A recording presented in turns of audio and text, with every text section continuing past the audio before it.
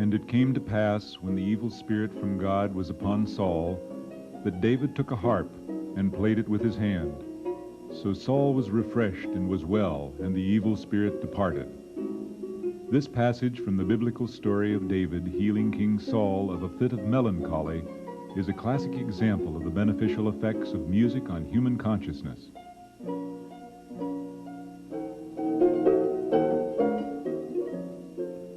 In the ancient world, it was a well-recognized and accepted fact that music could be used to heal, to inspire and expand human consciousness in religious and ceremonial worship, and to help ease the burden of heavy labor.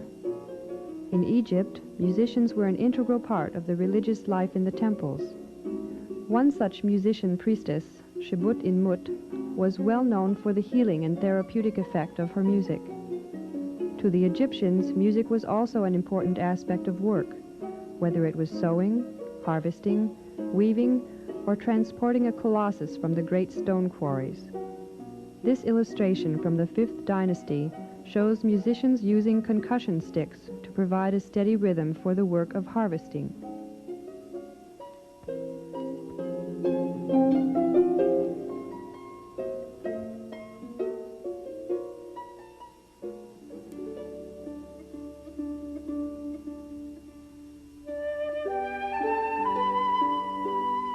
The legendary Orpheus, an initiate teacher who instituted the science and art of music in ancient Greece, also according to esoteric tradition, founded the Greek mythological system, which he used as a medium for promulgating his spiritual philosophy. Orpheus was renowned for his skill on the lyre, which could, according to legend, still troubled minds, cause flowers to bloom, tame wild beasts, and even charm the gods.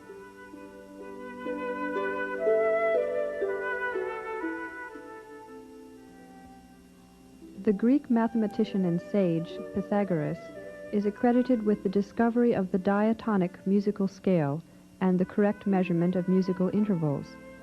Pythagoras is also accredited with being the first person to hear the music of the spheres, or the music emitted by the orbiting planets of our solar system. He taught that the universe was a vast musical instrument, and that the human body was also arranged according to musical mathematical rules. A sick man was thus out of harmony with himself and the universe. Through music, the disharmony or illness could be modified and the person returned to a state of harmony or reattunement.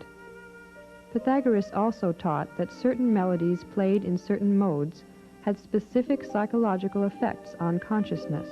For instance, music played in the Phrygian mode had an energizing and invigorating effect on the listener, while music played in the Aeolian mode would compose mental disturbance and induce sleep.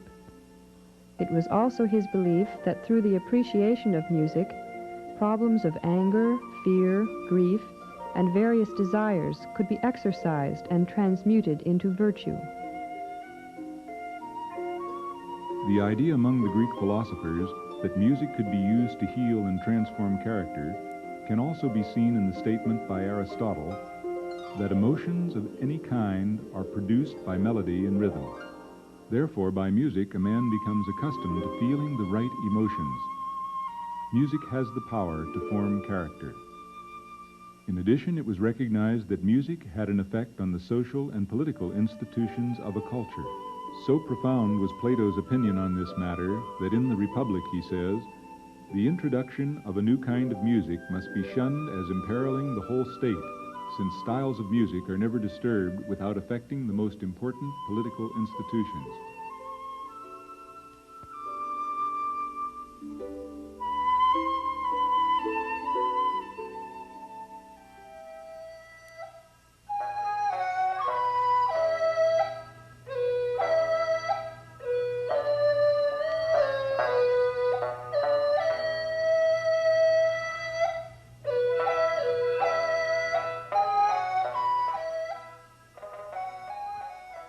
In China, the views regarding the effects of music were somewhat similar to those of the Greeks. The Chinese also judged music on the basis of ethical and moral effects, and were very concerned with the relationship between music and the state. The Chinese philosopher Confucius once said, "If you want to know whether a country is well governed and has good mores, listen to its music." It was also Confucius's view that the superior man tries to promote music as a means to the perfection of human culture. When such music prevails and people's minds are led toward the right ideals and aspirations, we may see the appearance of a great nation.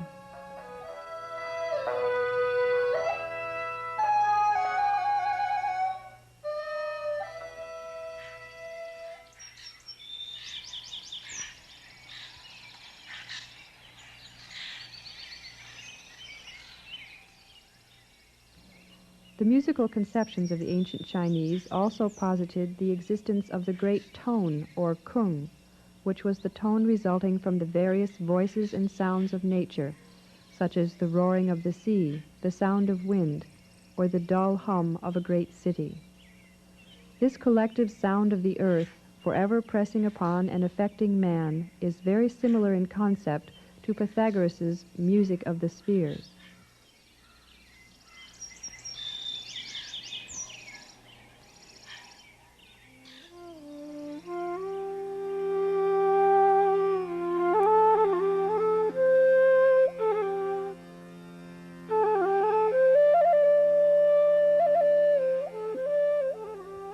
Again in India, the power of music was exemplified by Krishna, the avatar of Vishnu and teacher in the Bhagavad Gita.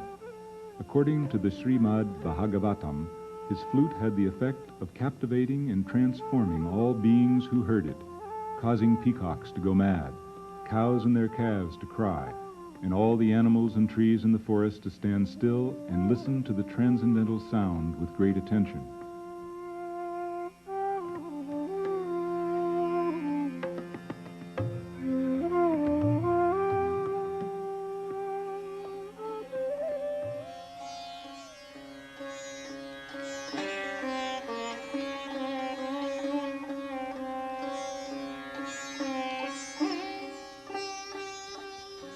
The Mughal Emperor Akbar, upon sensing vexation or irritation in someone, would summon musicians so that a new rhythm would break up the mood. The effects of music were also scientifically studied in India by yogis, especially in regard to mantras. Mantras, or chants, were studied for their effectiveness in bringing about changes in consciousness, such as the attainment of samadhi, or bliss consciousness. Some mantras have specific healing effects. For example, a certain mantra from the Gopalotapani Upanishad was commonly used to cure scorpion bites. The science of mantra yoga taught that each sound in a mantra affected certain chakras, or force centers, in the areas of the body associated with the chakra. To heal a lung disease, for instance, a mantra would be chanted which would affect the heart chakra, thereby in turn affecting the lungs.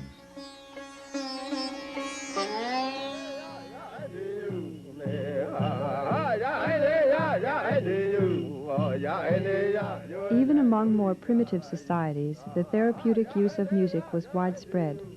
For instance, in his essay, Music and Medicine Among Primitive Peoples, Paul Radin reports that among the Ojibwa American Indians, the medicine men would function simply by sitting near the patient and singing songs to the accompaniment of their gourd rattles. Similarly, among the Winnebago, those who had obtained their powers from the bear spirit could heal wounds by merely singing their songs. The effects of sound and music on human consciousness can be traced in all of the learned nations of antiquity, up through the current investigations in music therapy, which in many ways are a restoration of this older tradition and knowledge.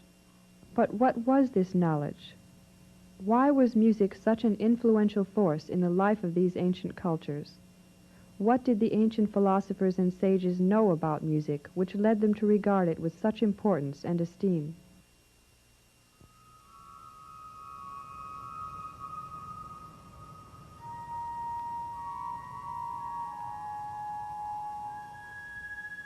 The The theosophical or esoteric teachings regarding sound and music can give much insight into the answers of these questions. Perhaps the most fundamental esoteric view of music is one which postulates that sound creates, sustains, and regenerates the material world. It would not be sound as we normally know it. Rather, it would be analogous to sound on the physical plane. This idea can be found in the ancient Egyptian, Hellenic, Hebrew, and Hindu cosmogonies. In the Gospel of John, this is expressed in the passage, "In the beginning was the Word, and the Word was with God, and the Word was God."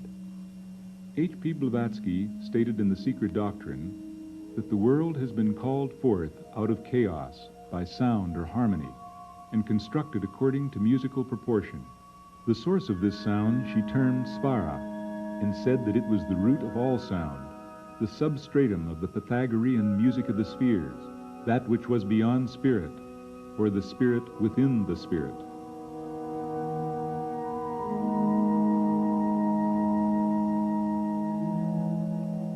In regard to this same idea, Rudolf Steiner wrote, "All that takes place in nature is permeated with a mysterious music, which is the earthly projection of the music of the spheres.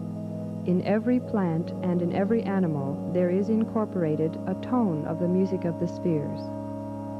The teachings further state that the creative energies of which all forms are the product were emitted as sound by the word, or logos. These energies may be thought of as arising from a central spiritual source, which is represented physically by the sun. At their source, they have tremendous potency.